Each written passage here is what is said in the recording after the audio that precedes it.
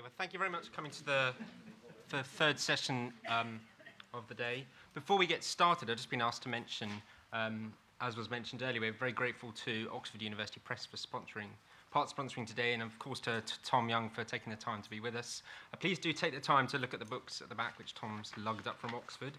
Well, thank you very much, Tom, and thanks to OUP, of course. So the third session of the day, relationship between teaching and research in public law, research-led teaching, and I'm joined on the panel by four very eminent speakers. To kick things off, we're going to have Professor Kathryn Hollingsworth from Newcastle, who will be talking about getting students engaged with research. This will be followed by Professor Neville Harris from here in Manchester, who will follow things up with an exploration of ways to enhance student involvement in research in this field.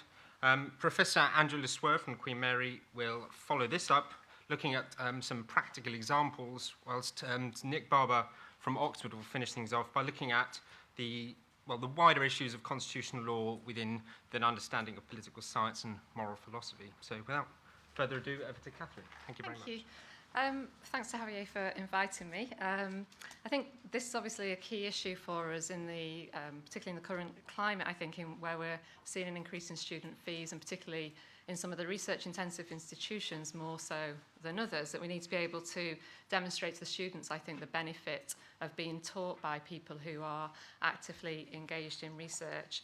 And also, I don't know whether this is reflected in other institutions, but in my own institution, demonstrating to university management the benefit of having research, us engaged in research and teaching, rather than separating out into two separate career paths, which is, we're increasingly going down that way for a limited number of colleagues. So I think thinking about research feeding into our teaching and how that works is particularly timely, I think.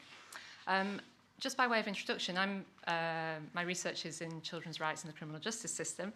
I've shifted from being more fully in as a core public lawyer, if you like, in the first part of my career, but I now teach public law. Well, I've always taught public law for about 16 years. So I come to this session thinking about first year public law in particular, which is the subject that I've taught for a long time, and how we teach at Newcastle in particular.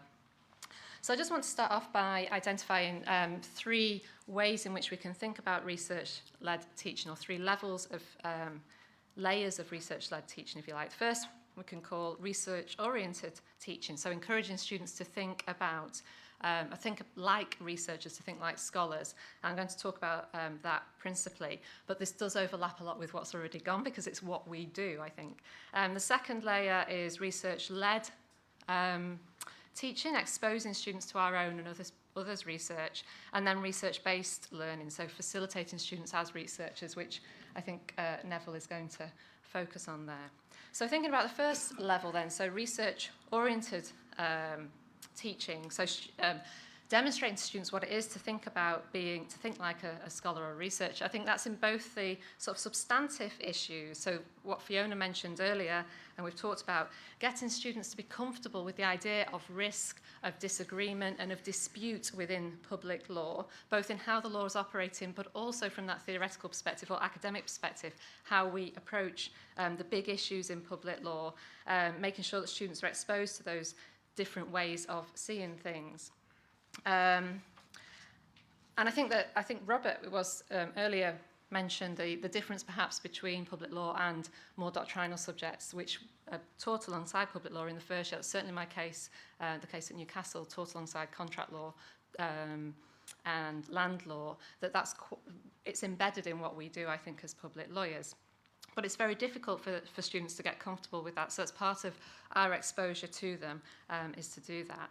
And taking that to a second level for the students, I think, is to get the students to develop their own stance within those contested areas. That's exposing them to thinking like a scholar, not just to comfortable with this disagreement, but actually then taking a position on it.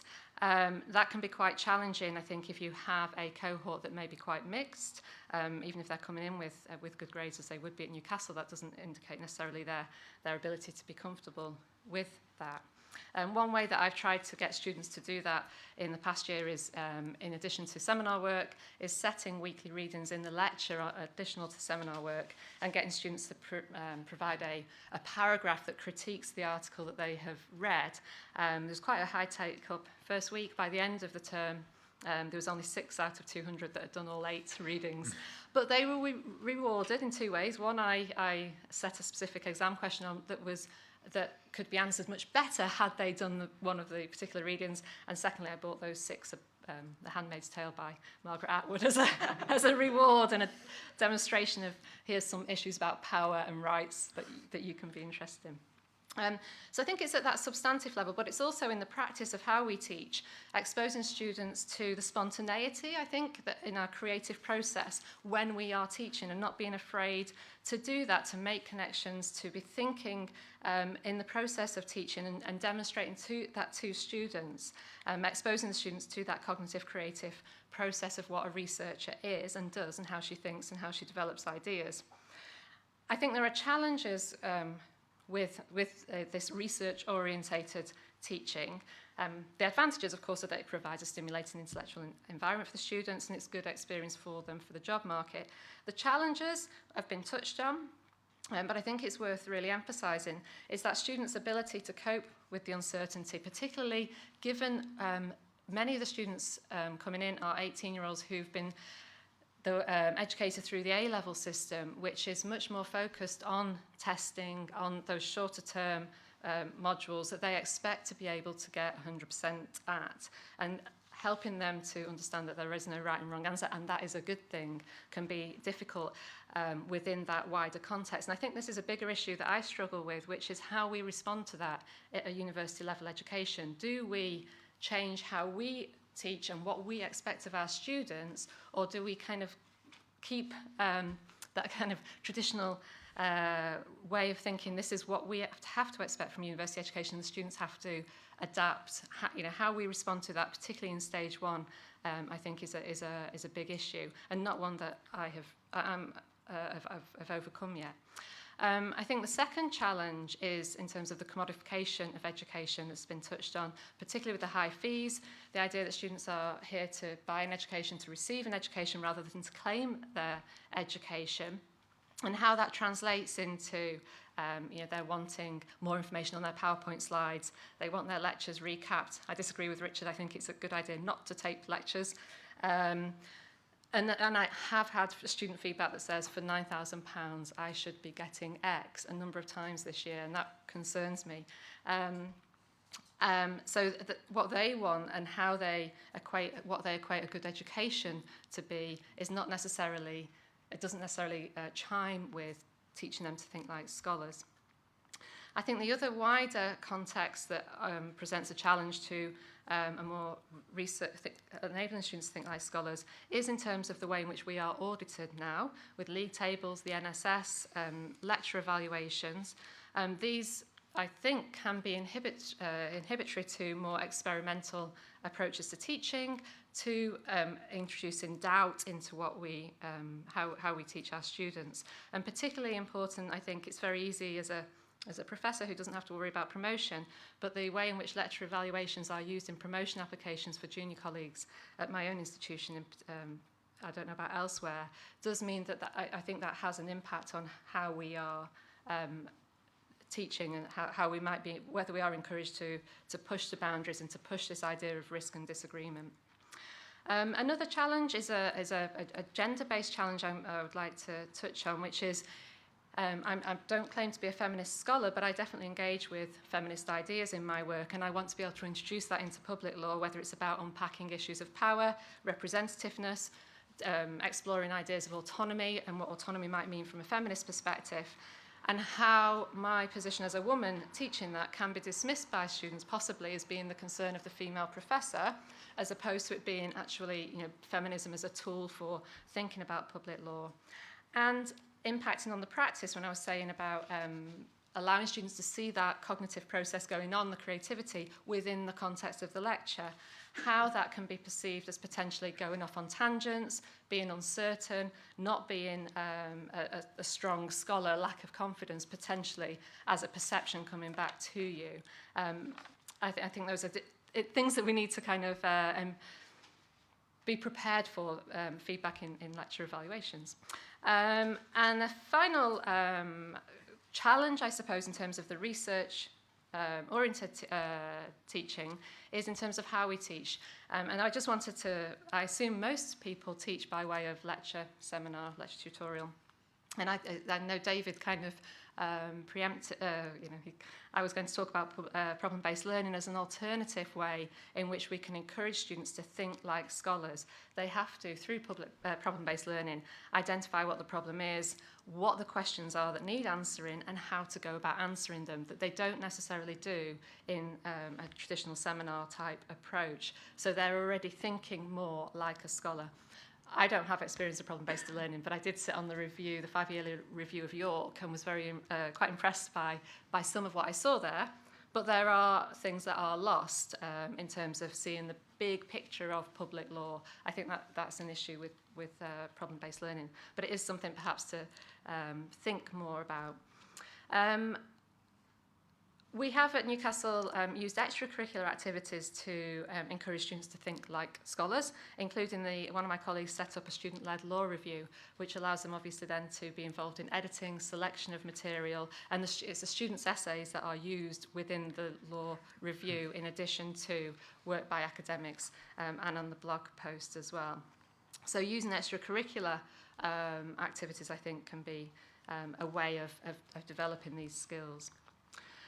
So the second level then of research, which I will call research-led teaching in terms of exposing students to one's own research, obviously different ways of doing this, using your research to exemplify existing areas in your module, informing the module design within the core, or devising a specific advanced module on your aspect of your particular research area. With public law, I've done sort of the first two levels, if you like. I draw a lot on the examples for the reasons that have been flagged in earlier sessions, topicality, allowing the students to see that what we're looking at is current, that it's important. In my own area, I find it very useful to use children's rights examples when dealing in judicial review, or children's cases in judicial review or in human rights, because this is a group that my students coming in can empathise with. Newcastle does have a reputation for attracting a certain class of student that may not be exposed to the importance of public account, holding government to account, a particularly privileged background.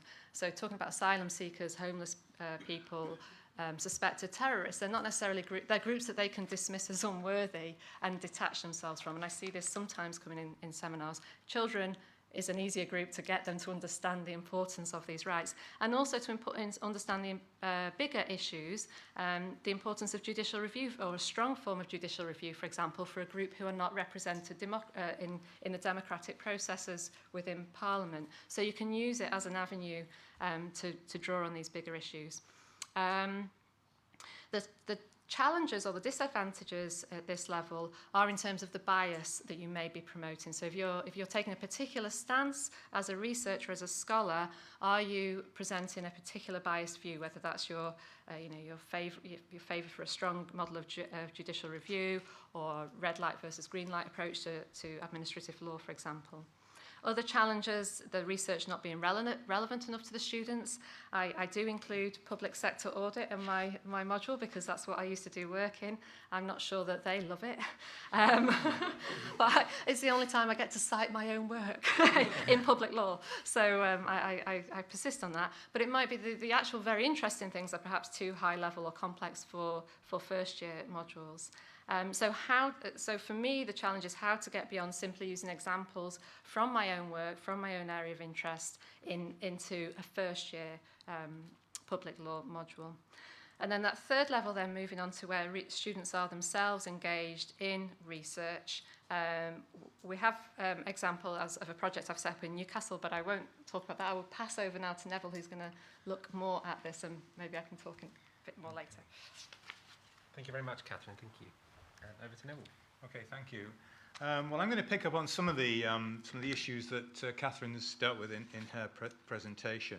I'd like to just start off by thanking Javier again for organising this wonderful conference today. And also, just to pick up on the need to avoid teaching grandmothers to suck eggs or preaching to the converted, or whichever term you wish. But I'd like to just sort of start off by making the point, and I think most of us would, in our approach to teaching public law, be committed to exposing students to the critical thinking and the empirical evidence that research can and should yield, and feeding that into our teaching. We want students to appreciate the diversity of research methods and perspectives across the field of public law. And we also want students to understand, I would submit, that much of the research in this field is interdisciplinary in nature, and that's already been touched on, and I think will be dealt with again shortly by Andrew or Nick, or both. Anyway, it's my view that we should also aim to ensure that students understand why research across this field is pursued in the manner that it is. And I think that in order to do that, it's important to try and enable students to see things from the researcher's perspective. Kathryn's, again, you've already touched on this. In other words, to try and put them, to some extent, into the minds of the researcher. And I think that what that means is that ensuring that the questions which we're exposing them to was intended to provide answers are identified. You know, we want them to understand what was in the minds of the researcher, what was the researcher trying to, what questions was the researcher setting out to answer? Because I think they will understand the research far better if they're able to do that. I think if, as I assume we do, we want students to gain an understanding, an experience of thinking like researchers, then we need to show them how the researchers have set out to explore the particular phenomena, the features or processes within the particular legal landscape that they're focusing upon. I'm not necessarily suggesting that this can be done for all public law, all topics in a public law course, because I think that would be impracticable. I think a selective approach is needed,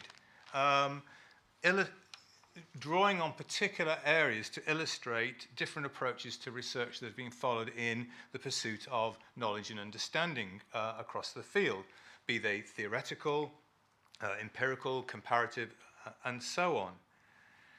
And then that's led me on to think, well, is there a more direct way in which we can expose students to research and to thinking like researchers and gaining knowledge of the subject in that particular way? And I do, of course, acknowledge that, and again, reference has already been made to this, that we're dealing with a very crowded subject in terms of the content of public law. Is the space within any public law course to focus in this much detail or depth on the research aspect of the subject? But I think there are possibilities, and I'd like to sort of share some ideas I've had about this with you. Thinking about what kinds of research could students engage with in a more direct way. We know, of course, that the research should underpin their essay writing, their dissertation preparation, and so on. That this will involve engagement with the relevant literature, incorporating published research in the field. We encourage students to use reading lists, to explore beyond the reading list, to follow things up. And paths may open up, particularly if the student's writing a dissertation, through the various sources that are cited in the published works that they're reading, or they may just simply want to forage in the forest of Google, whichever they prefer. But we do want to encourage that sort of inquiry that follows on from exposure to interesting research, and we do want to expose them to research that's actually interesting, because not all of it is, unfortunately. It seems to me that, and this is perhaps influenced by the sort of direction at which I'm coming at public law, which is through sort of welfare law subjects such as education law, social security law, and also administrative justice, But it seems to me that that much of public law has considerable social relevance, especially in those sort of areas I've mentioned. One could add immigration, housing, or homelessness, environmental protection, and so on. Areas which have an impact on individuals and on communities, or a particular impact. If we look across the field of public law, I mean, of course, you could say public law is relevant to everybody, you know, all citizens and so forth. But I'm talking about the impact on the lives of people in the community. Now, of course, you can get a pretty strong picture on how the law impacts, how it operates, through the relevant literature around the various subject areas. But I think there may be some kind of scope for involving students in community-based research themselves, but there are barriers to it. I've already mentioned the sort of overcrowded curriculum, but in addition to that, there's a question of, well, do students have the necessary training to undertake any of this kind of work? Are the resources going to be there to ensure that the work is supervised properly? And what about ethical approval? You know, it's going to be a nightmare to try and get, or potentially a nightmare to get ethical approval for students. So there are considerable difficulties, but notwithstanding these difficulties, could it actually be done? And perhaps the most promising means to achieve direct involvement in research, in community-based research, is through law clinics and you know, through the involvement of pro bono lawyers partnering up with law schools. But particularly, I think, through law clinics and sort of clinical legal education processes. This could involve placements, student placements, for example, in the community in various legal advice providers. There are a number of such initiatives around the system, and in Manchester we have a legal advice clinic, which is linked to the law school. It's run by people in the law school. Students participate in the clinic. They can volunteer to spend a period giving advice. They receive some training, and they work in conjunction with the lawyers from the School of Law, but also the pro bono lawyers who participate in the running of the clinic and in providing advice to the public. They don't give any direct advice, our students, to members of the public without first having researched the relevant legal points and consulted with others, you know, the lawyers in the clinic, and indeed academic staff as well, who we are consulted from time to time as well, and they draw on our expertise. And it's rather nice to sort of look down from our ivory towers into the real world from time to time. I'm thinking here of initiatives like the Kent Law Clinic, some of you may know about that, and Ulster's, University of Ulster's clinical education programme.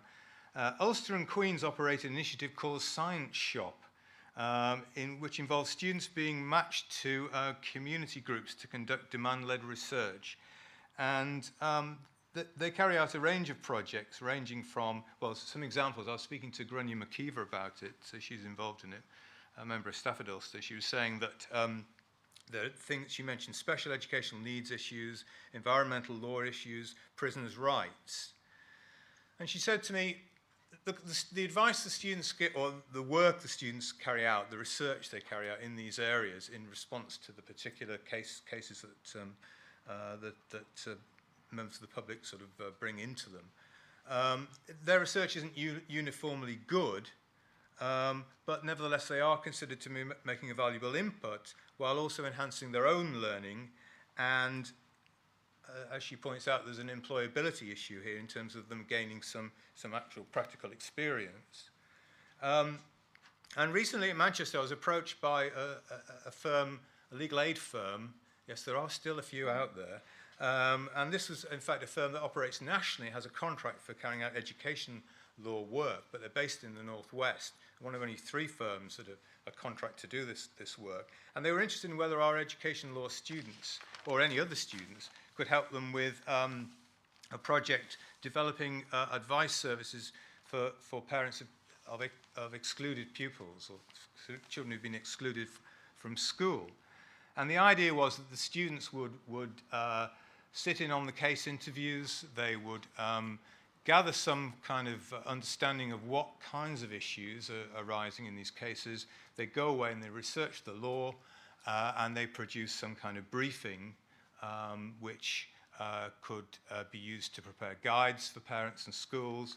And I think possibly also to produce a report which could, for example, highlight areas of unmet need for legal advice in the area. In other words, they would be observing the impact of a particular area of the law on the community, and they would be able to produce some kind of action research report that then could be used to inform, to help voluntary agencies and other bodies that are campaigning in this particular area, and also those who see an unmet need for legal advice in the area. And that seemed to me very interesting and a sort of a way of getting students involved directly in research. If the purpose of the teaching process is to enhance student or ensure that students acquire the knowledge and the understanding of the subject and the various sort of perspectives on the subject, then it seems to me this would be a very useful adjunct to that, to reinforce knowledge and understanding, but also give an additional empirical perspective to the kind of theoretical perspectives and other empirical perspectives they're getting through the reading that they do on the course. Now, there are some people who view law clinic involvement by students as not wholly beneficial. And, for example, Donald Nicholson, writing in the Web Journal of Current Legal Issues, Contemporary Legal Issues, I can't remember which, but he's said that, he says, well, it does enhance students' knowledge and skills, it introduces students to ethical issues, yes, it does that, it helps meet the need for legal support, it does actually help the communities in some way, and, you know, in some respects, it does give students a more altruistic perspective if they're on the law, if they're involved in the community.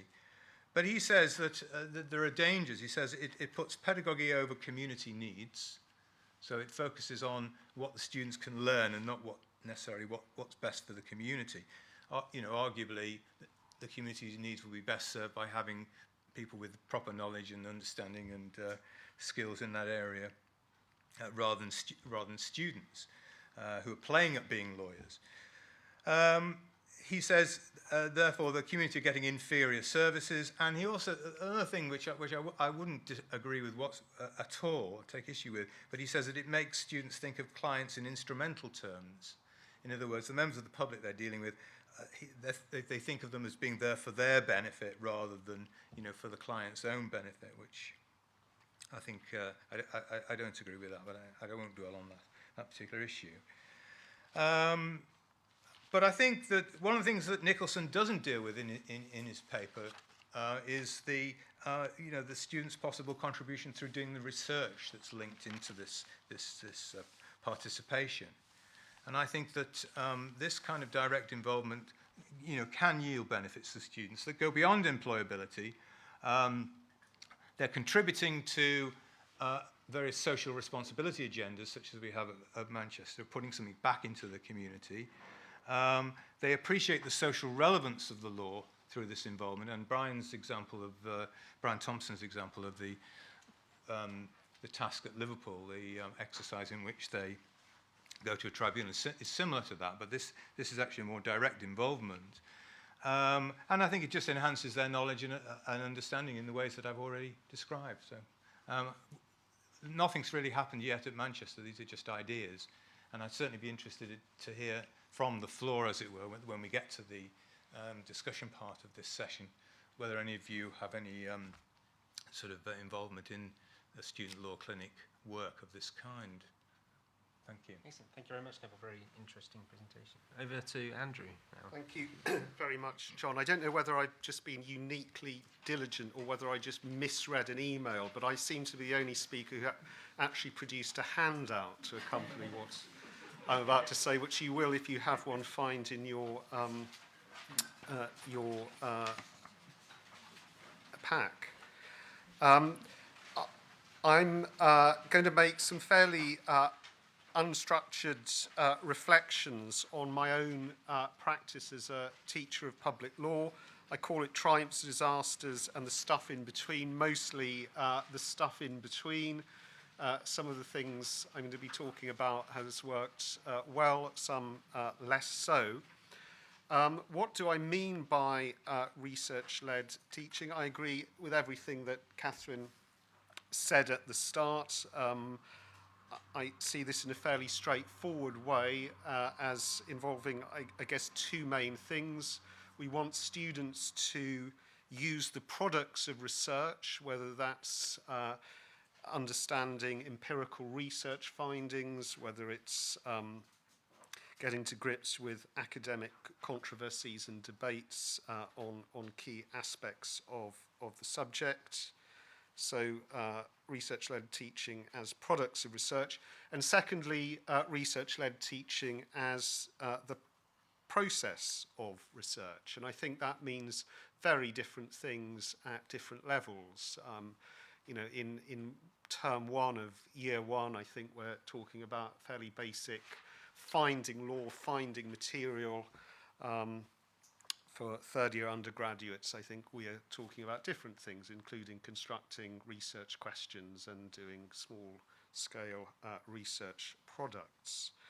I'm going to talk about 5 things that I've tried over the years that have informed my practice. The first is that really throughout my time as a teacher, I've had a strong commitment to using cases and materials books as the key text in the public law courses that I've been involved with. The first was a text I produced with Maurice Sunkin, which came out in 1997 with the imaginative title Public Law. The content was a bit more imaginative. We tried to tell the story of the British Constitution through 4 case studies in the sense of policy episodes. We looked at GCHQ, the banning of trade unions there. We looked at the saga over regulation and deregulation of Sunday trading. We looked at the introduction of the Working Time Directive, and we looked at the board and lodgings regulations, a controversial piece of secondary legislation. And through these policy episodes, we tried to tell the story of the British Constitution, pose some questions for students to address. We followed David's advice this morning of not doing any market research before setting off on this, and I can confirm that sales were very disappointing indeed. But nonetheless, it was a project that I was pleased to do. My second attempt, which is available from a very good publisher, and his inspection copies are at the back of the hall, again with Maurice Sunkin, joined this time by Joe Merkins, is a much more straightforward cases and materials book where we're really curating the products of other people's research as well as adding our own gloss and framework for understanding. It seems to me if we want students to understand some key debates, it's much better in many contexts for them to hear directly from authors' voices, whether it's the debate between Dicey and Jennings, whether it's the debate between the political and legal constitutionalists, and so we focus on extracts. The second thing I want to talk about very briefly is using the policy cycle as a way of getting students to avoid falling into the trap of fragmentation of knowledge. It's very easy for students, I think, to fail to see the interconnectedness of different week-by-week topics on the traditional public law syllabus. And using case studies of the sort that I mentioned earlier is one way of doing that. I think in practice, I've had limited success with that. I think many students find it quite difficult to generalize, because that's what you want them to be doing often, from a particular case study to understanding or asking questions about how the Constitution actually operates. The third point I make is about teaching research methods, and this, I have to confess, is something I introduced into my administrative law module at Queen Mary this year, and it was a complete flop. At the end of every tutorial, there was a question asking students to, and I set out 2 examples there, to do a research exercise, to track a case, what had happened to that case in recent years, to find out how, if at all, judges have used a particular piece of academic writing. The example there is an article in Public Law by Sales and Stain on legitimate expectations. Students just weren't interested. I think they thought they were above it all. I explained to them it was like playing golf or playing tennis. You've got to keep practicing at these things.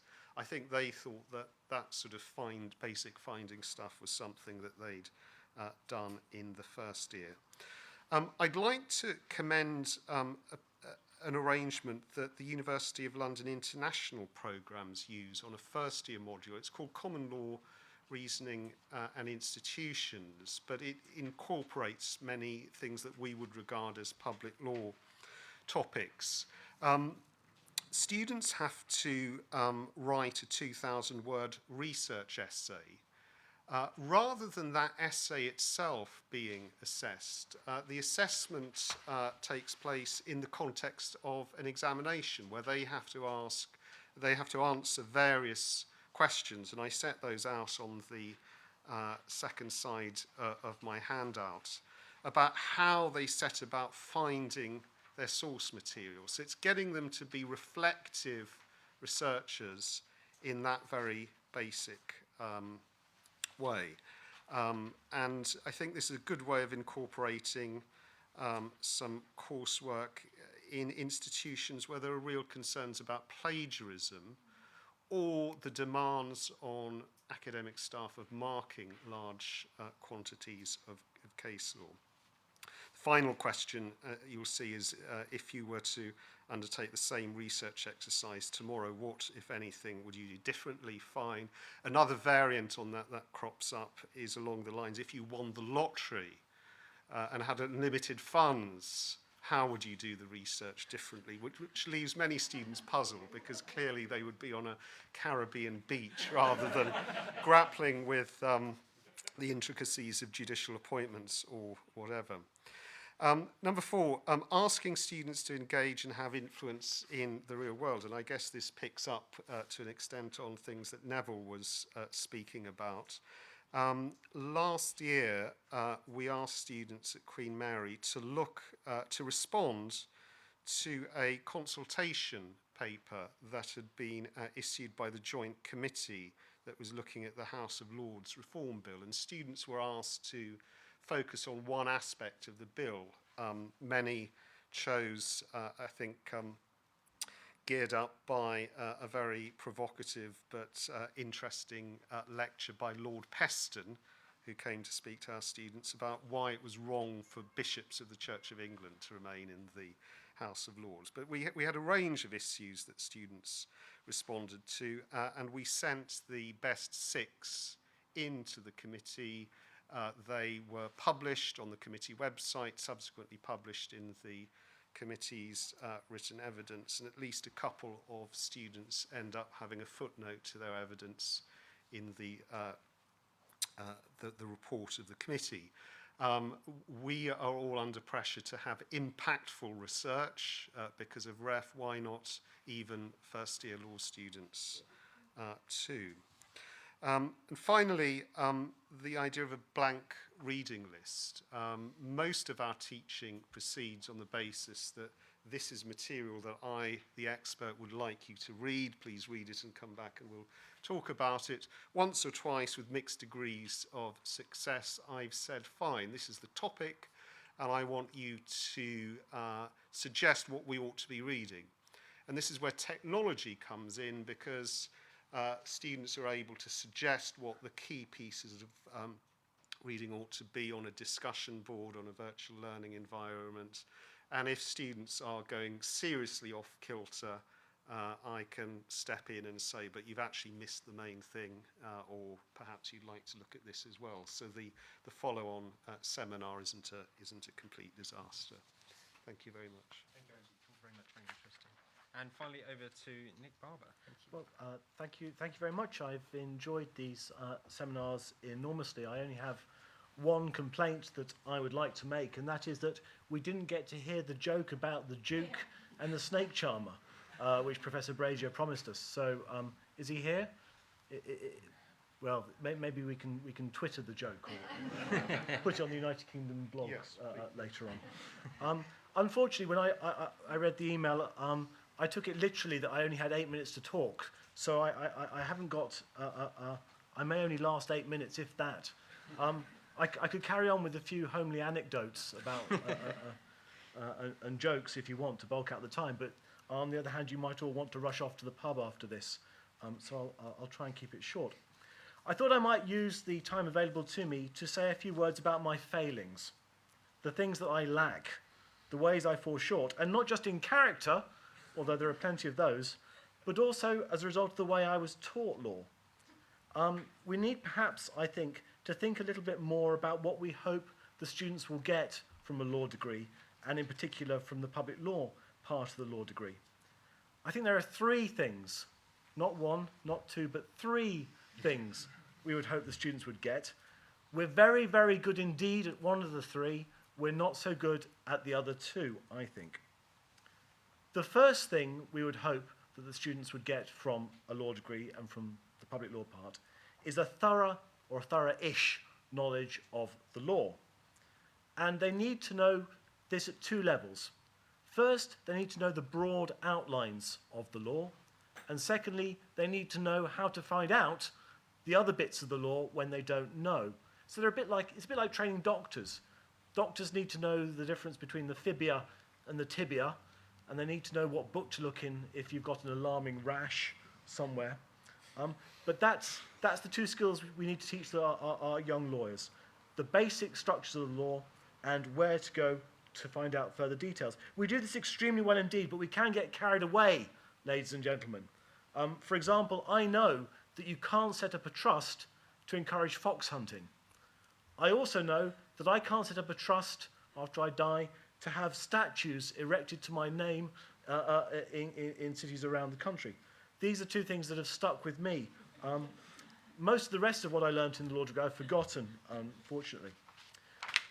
But in addition to the structure, the basic structure of knowledge we have to give the students, and the ability to find out more if they need to, there are two more things I think that we should be trying to teach the students, and these are the two things I think we do much less well. The second thing is we should be encouraging them to take or adopt a critical view of the law, a critical way of appreciating the law. They should criticize it. They should be able to challenge it. And this is partly so that they can do it in court. When they come to argue cases before the judges, we want them to be able to mount arguments as to why the law should be one thing or the other, what the problems are with various areas of the law. But also, ladies and gentlemen, not all of our students should become practicing lawyers. Some of them should be involved in crafting the law in the first instance, so actually producing law reforms in the Law Commission, in Parliament, in pressure groups, but also in academic life. So the skill of being able to critique the law is one that we need to be teaching our students. The third thing we ought to be trying to instill in our students is the capacity to express original ideas. And I think this is just inherently a good thing. We don't often think of law in this way, but law can be a creative discipline to a certain extent. It gives the students the chance to have their own ideas, to develop their own ideas, and to say something new and original. Ladies and gentlemen, I would put it as strongly as this. Law is an art as well as a science. An art is an expression of creativity. And I've overheard a few of you saying in private that I'm quite the artist. So I think I've done well there. So three things we're trying to achieve. One of them we do very well. The other two we don't do so well. Why not? Well, the first reason I think that critical appreciation of the law and originality suffer is, I think, because we're so damn good at teaching these days. We're so good at teaching these days. When I look back at my law course, the subjects which I did particularly well in, and this is maybe what David was saying a little while ago, are the ones that I was taught really, really badly, because I had to actually go out and think about them and work things out for myself, rather than just absorbing the information that my tutors gave me. So, this isn't being recorded, is it? So my first recommendation is worse teaching. There's a very interesting example of this. I've just been marking the exams, public law exams. Many of you will have heard Professor Paul Craig lecture. Have you heard Paul Craig lecture? I think Paul Craig is possibly the best lecturer in public law operating at the moment. He's a fantastic lecturer. Accurate, interesting, he puts the cases presents the law in a sensible, interesting way, gives an interesting take on what the law is trying to achieve. Unfortunately, the students absorb this like a sponge absorbs water. And when you come to mark the exams, you'll find the first exam, you think, good grief, this is the best. I've never seen anything so good. The second exam, you think, crikey, 2 exams of the same. And once you've got to the 80th exam and they've all reproduced Paul's lectures, you lose the will to live. Fortunately, next year I will be lecturing in constitutional law after Paul Craig's lectures, so I hope to drag the standard down a little bit. But there's another reason why I think creativity and originality are lost. It's because we're scared. We're scared. And this isn't just the students that are scared. We as academics are often scared. Many times I've read academic articles that tend to stick at the descriptive level or tend to describe, and then there are a few cautious remarks at the end. We're very cautious about saying something original and different, partly because we might be wrong, and we'd rather be dull than wrong because we've been trained as lawyers. Being right and dull is better than being wrong and interesting. But the final reason why creativity and originality perhaps are lacked, you don't find them in articles and you don't find them in the students, is we don't teach the skills that are needed in order to be creative and original and critical. We don't teach the skills that they need. And there are 2 groups of skills that we ought to be teaching the students and we ought to be teaching ourselves, and I need to learn for myself, that would enable us to develop original thoughts about the law and think of it in a critical manner. The first group of skills is moral reasoning. We need to be able to undertake moral reasoning, political theory, I'm afraid. So, for example, recently I was thinking about judicial independence as part of the separation of powers. Judicial independence. Now, the temptation is, of course, to rush to talk about all the cases you've ever read on judicial independence, mention the European Court of Human Rights and move quickly on. But before we do that, we need to think about what independence means. Independent of whom or what? The parties before the court, for sure. But the state? Does Pepper and Hart run contrary to independence? Is Pepper and Hart sort of improper commitment? What about judges who discuss the case in private, behind closed doors, before they hand down the decision? Is that a violation of judicial independence, or is it not? How should we go about this? Well, we need to think about the place of the court within the state, what law is there to do, what adjudication is there to do. We need to locate independence in a much richer account of the judicial role and the court's role. It quickly gets very interesting and very difficult and very contentious. But if you want to think about judicial independence, then unfortunately you have to very quickly start to think about those difficult questions that relate to political philosophy. The second thing we don't teach the students, and maybe we even fail more profoundly than with the first group, is an ability to evaluate facts and evidence. An ability to evaluate facts and evidence. It's not enough that we think about what the law ought to be trying to achieve, so the moral reasoning side of things. We also have to think about how we're going to get there, what means will carry us to this objective. So what skills do students need for this? Well, there are 2 sides.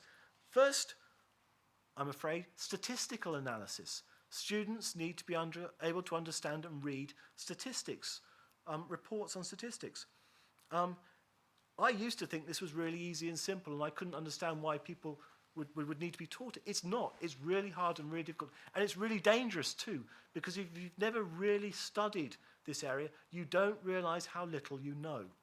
You think it's easy and you think it's obvious. For example, if there's a 5% increase in a risk, if making a change will increase the risk by 5%, is that a disaster? Is it negligent? Is it criminally reckless? Or is it a sensible way of saving money? A 5% increase in risk. It's not clear. Imagine you're the government and there's a test for a certain type of cancer, and there's a 0.1% false positive produced by virtue of this test. So every time the test is run, there's a 0.1% chance the person will be wrongly diagnosed as cancer, as suffering from a cancer. It could be that that means that that test shouldn't be run, because the consequences of the diagnosis would be so severe in terms of the treatment that you get. So it could be that it's negligent or irresponsible or dangerous to run the tests because of that tiny, tiny risk of a false positive when you're dealing with a very large group of people. These are things that lawyers need to think about. I'm not suggesting lawyers need to be statisticians, but they need to be aware of sample size, of significance, of percentage changes, of things like this. And they aren't. And I genuinely worry that a lot of lawyers who become judges, who become practitioners, don't think about these type of issues. Returning to the example of judges, judicial independence, we need to think about what use we can make of surveys of judges, what use we can make of comparisons between judicial pay and judicial corruption. I've read recently, I won't name them, but a number of my colleagues who've made use of empirical studies, they haven't appreciated the limitations on what those empirical studies show. They've never been trained to think about how to use an empirical study. And it can be very, I'm sure I've done the same, but it can be very embarrassing. So that's the first thing we need. We need some sort of appreciation of statistical analysis and the problems that it brings. The second thing, and this will gladden Dawn's heart, is that we need to have some understanding of psychology, of social psychology. There's an awful lot of very interesting work being done in social psychology about how people reason and the quirky ways in which psychology and rationality interact. So, for example, might judges be susceptible to groupthink? Groupthink. Might it be that when those judges get behind closed doors and start to figure out what their judgment is going to be, they're disproportionately influenced by somebody they regard as an expert in the area or a desire to fit into the group? Remember Lord Denning. Lord Denning used to try and find the weakest-minded judges he could to sit with him on the Court of Appeal. No, he's dead now, so it's not libelous, so I can say it. It's perfectly true, he did. And this allowed him to push the law in one direction, the power of groupthink. What about the psychological quirk that makes us think we're all normal? We all think we're normal. We're not. You're a bunch of weirdos, ladies and gentlemen. But this influences how standards like the reasonable person will play out in the law. There's a false belief that we're normal, we're average, we're the reasonable person. So these are the things we should be teaching the students.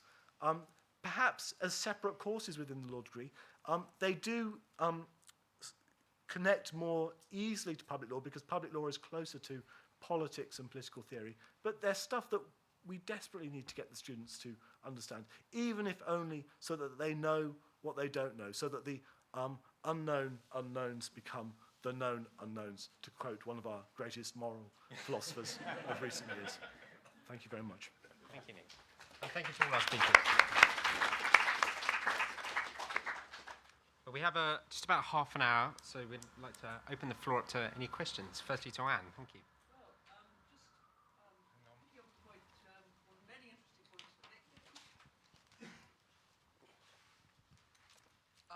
On your point that bad teaching can produce much better results from the students.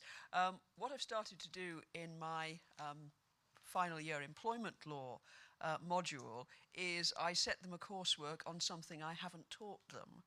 And the result, I've done it for the last 2 years, the results for the first year shot up from previous years, simply because the students were now unable simply to reproduce the notes I'd given them. They actually had to go out, do some research, and answer the questions.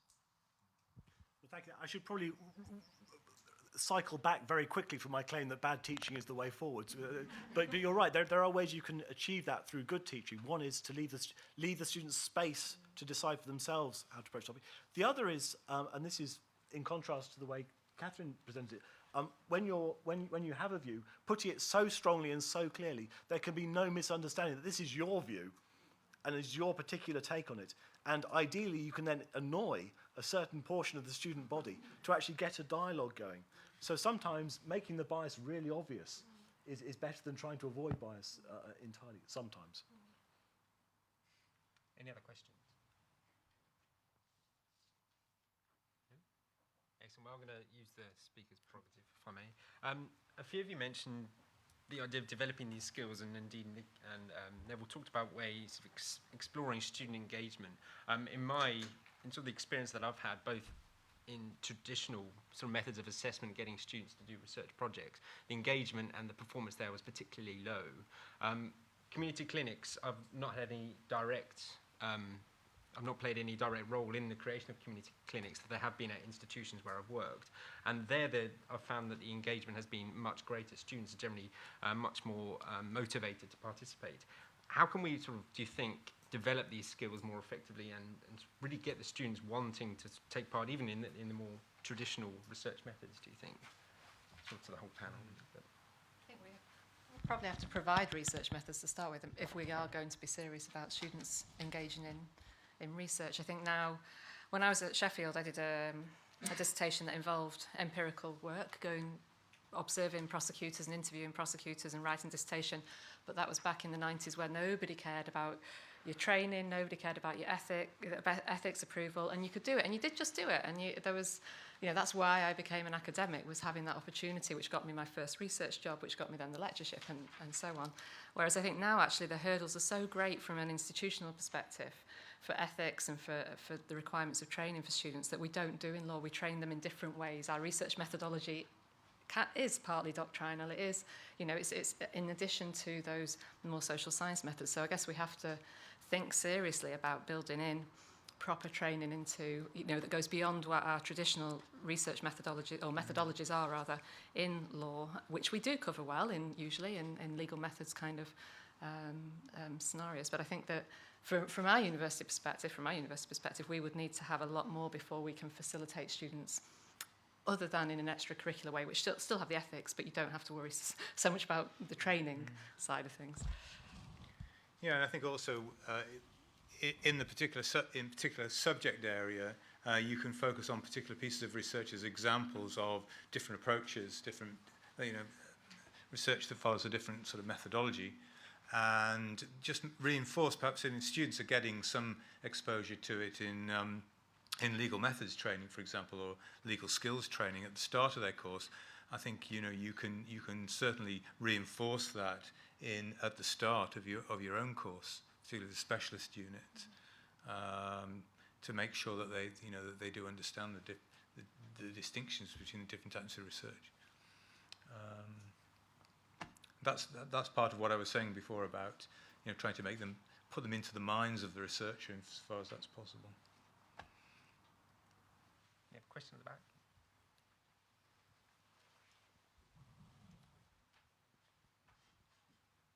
It's more a comment on and share an experience of a clinical education. We run a child law clinic in Cork. It's at a master's level though, so you avoid a lot of the problems, but we have obviously ethical and confidentiality issues, but they don't have access to the public. What they do is they provide research for lawyers, so specialist child lawyers come to us, they come with a project, and we basically put together a package and it's given back to them. But that's expanded. The interesting thing about it, and it's one of I think the interesting things in our jurisdiction, is that there's such a need for specialisation, which perhaps we don't have so much here, that's expanded into NGO work, it's expanded into policy work, that there's actually such a need for child law research that the clinical model has grown and grown, and there's sometimes a difficulty in actually having enough master students who have the skills. We haven't rolled it out at undergraduate level, I think, because of some of the challenges that are involved in kind of the ethical side and all of that. And so that, I think, would agree, it's definitely a barrier in places. Yeah. Javier.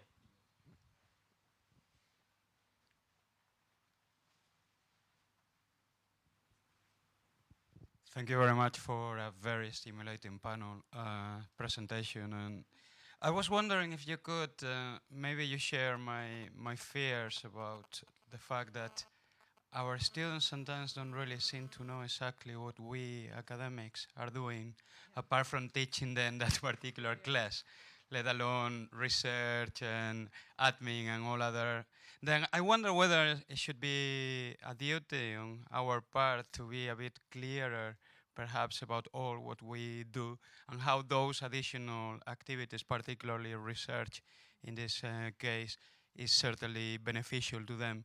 And a second question connected today is I was wondering whether you could share your views about all this concept that Andrew mentioned about research-led teaching. Is beneficial for our students when we teach modules on which we are research active, or on the contrary, teaching is a completely different skill and it's not necessary to be teaching areas on which you are active in terms of research. Thank you. One of the things I meant to say and didn't was one of the benefits of research-led teaching is showing the students what it is we do, to avoid comments that I got through the week, which is, oh, so is your summer holiday starting now? No. But also for the students to feel included in what we do. I think that's, students choose to come to research-intensive universities, not just because of their NSS scores or what have you, or maybe part of it if they overlap, but for other reasons. And I think part of that is to try and help them feel part of a research community and feel included in what we do. So I think that's an important benefit of that, a research-led approach. Definitely, I'd agree with that. Yeah, certainly. I mean, one tries to incorporate one's research into the teaching, and if you've published in that particular field, and you're confident about it, you will obviously want students from time to time to read it, and partly because you also get some benefit back from it yourself in terms of increased sales. No, I was thinking of articles really rather than books, but the book's already in the library, so. But in terms of just exposing your writing to not just to the 2.5 academics who are going to actually read it, but perhaps students who can then feed back sort of their views of what you've said and perhaps inform your thinking around the subject too. But I mean that's a very selfish perhaps way of looking at it, but it kind of serves two objectives, which are perhaps sort of intertwined in a way. Well, I certainly always get the students to read my papers on the basis that they should learn that life isn't just about fun and happiness and joy, and somebody's got to read them. But I do find it very difficult actually to teach the students subjects while I'm researching them, because when I'm researching a topic, I'm usually quite confused about it. And in a strange sort of way, I would avoid teaching on a particular topic that I was in the process of researching. Once I've done the research and I've got a conclusion, then I can lecture on it or present it effectively. If I've never studied it, then I can talk about it in broad terms quite confidently. But if I'm actually researching it, that's tricky. You're back to your known unknowns then, aren't you? I mean, I think I agree exactly with Nick. I think it's possible to do some excellent teaching in fields that you aren't researching in, and I come from the same generation, well, similar generation to David's, where you turned up on day one of your teaching job and you were told what to teach, and in my case that involved contracts and taught for a number of years, and I think I probably did better teaching in those subjects than in the areas that I was beginning to grapple with. The other thing to say is that I think we teach as parts of teams, and most universities teams will include people with a vast range of different expertise, both in teaching and subject knowledge, from perhaps the leader of the team who's an active researcher in the field, to someone who is teaching for the very first time, who is doing a PhD in an area several steps away from public law. question from Sebastian in the middle there. Greatly enjoyed Nick's entertaining finale, and I agree with his proposition that your originality may well be lost because, as you say, we'd rather be dull and right than wrong and interesting. But I wonder if there's not a slight tension, I don't use the word contradiction, but tension in the latter part of what you're discussing, which is this question of interdisciplinarity, or you didn't put it in those terms, but if we deal with empirical data and the need to verify, establish the facts of the world, they require all sorts of complex skills, such as statistical analysis, which, as you rightly say, is fiendishly difficult, and in fact, psychologists who spend their life working on them often get them wrong. So isn't there a sort of a contradiction there? Because on the one hand, you're urging us to be original, albeit wrong, but at the same time, you're saying as soon as one strikes out, one's going to be beset by problems. Now, I don't think that's the sort of death knell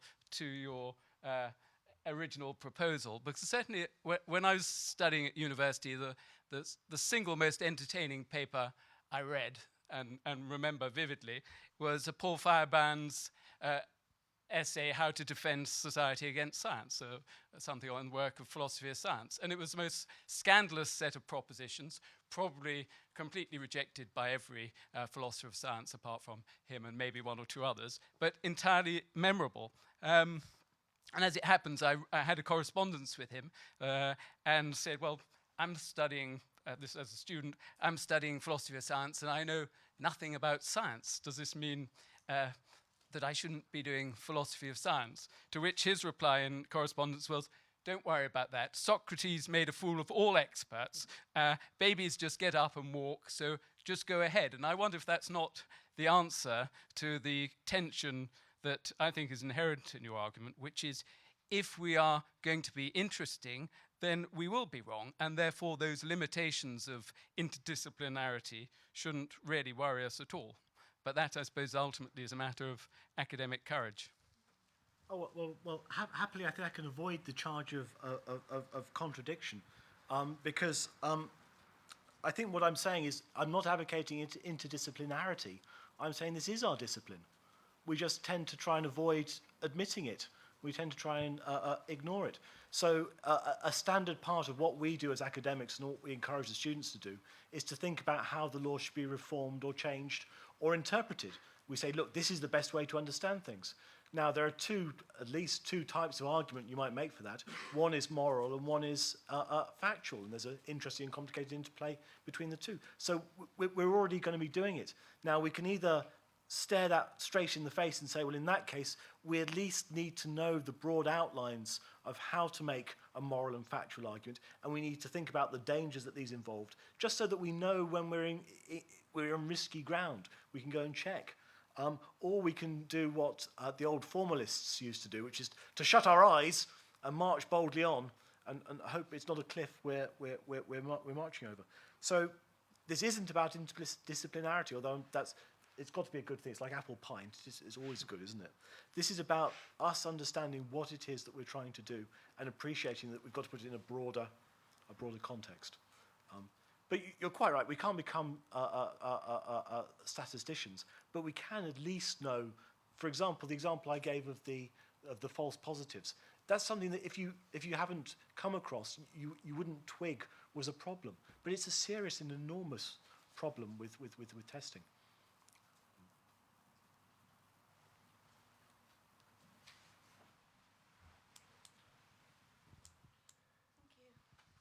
Thank you to the panel for some really interesting presentations. My point is this, that we've been talking very much about how you can incorporate certain skills into public law teaching, when it seems to me that actually these are much broader questions that require us to think about curriculum design generally and design of all our core modules. And I was just interested to know whether the panel had any particular views on whether certain skills were more suitably integrated into the teaching of public law subjects, or whether there might be, subjects like contract and tort that would also be useful in that context. Because we're going through this process at Manchester at the moment, so. Well, if I had unfettered powers, of course I should. It would be the whole syllabus that would be changed to reflect this. So there would be specific courses on the political science side and the political theory side, but also it would run throughout all of the subjects. So constantly we'd be encouraging the students to think about how the law should be as well as how the law is, and to use the skills from these other areas in making that decision. So it wouldn't just be public law. Public law is, I think, peculiarly well suited to it because it's still in an embryonic stage. It's still not quite. It's with trusts or contract, it's quite well set. But public law is still finding its way, so there's still a lot of flexibility in the subject.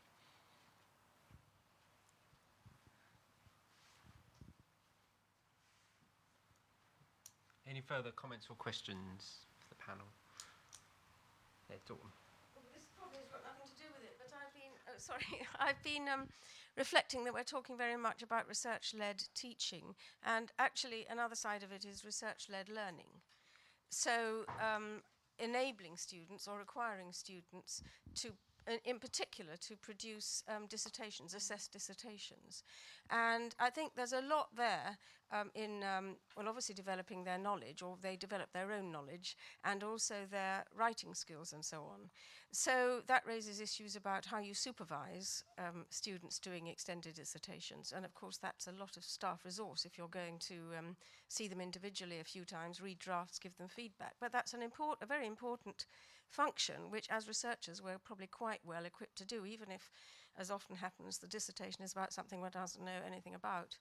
But I think the other thing which we do sometimes with our LLM students' dissertations is put them into small groups and give them, well, not opportunities, tell them to present their dissertation to the rest of the group in 15 minutes or whatever it is, and then get the rest of the group to give them feedback.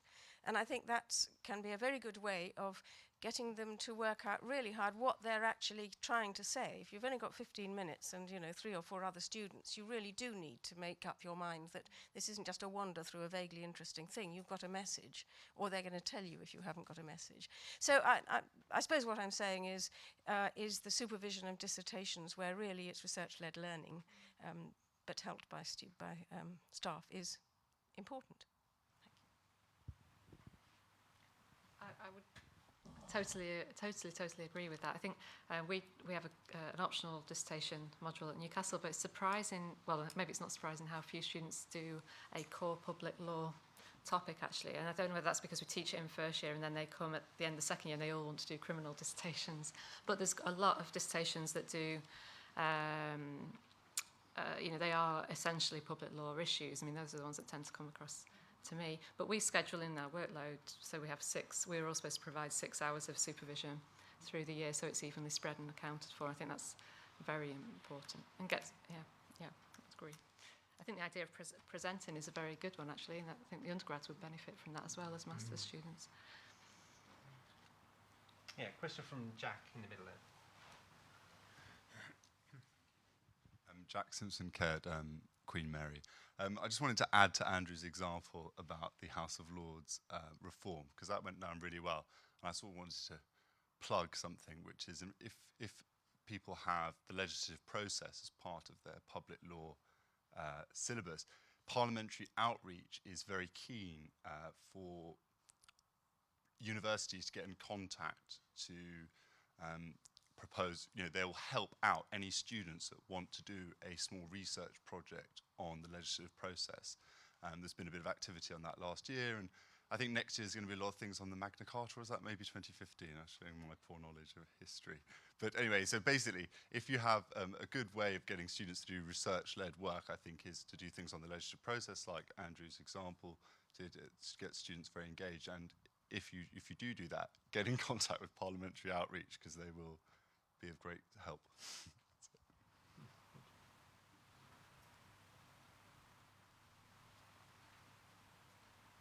Just a few minutes left for any final questions or comments for the panel. Yeah, cool.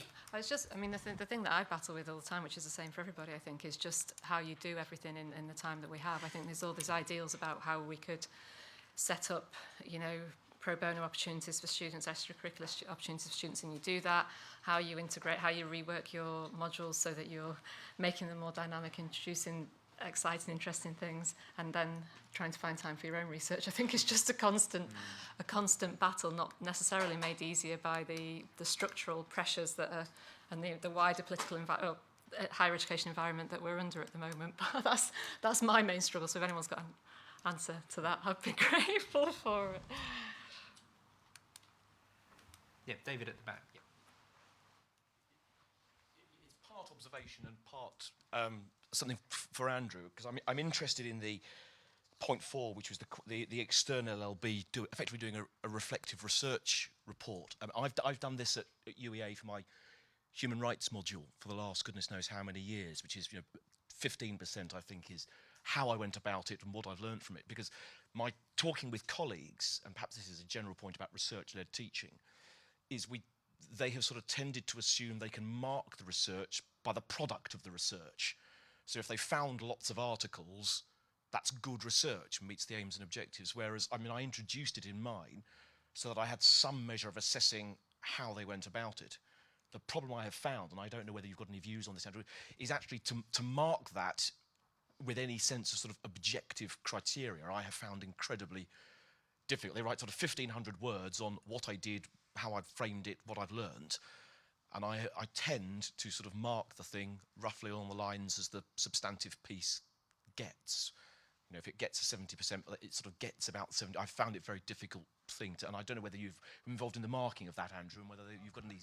I haven't been involved in the marking, but one thing I would add to that is that with that sort of reflective exercise, it's important not to assume that all students find being reflective easy, and you need to train and teach about being reflective, how you do it in an academic context, and why it's important. And my experience is I'm often met with quite a degree of skepticism by students as to why on earth are we doing this? Can't we just tell you what the answer is?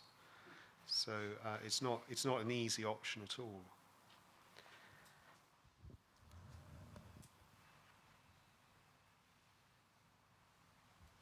Any more final comments or questions? Excellent. We've a few minutes ahead of time. Just leaves me to thank our panel once again. Thank you very much.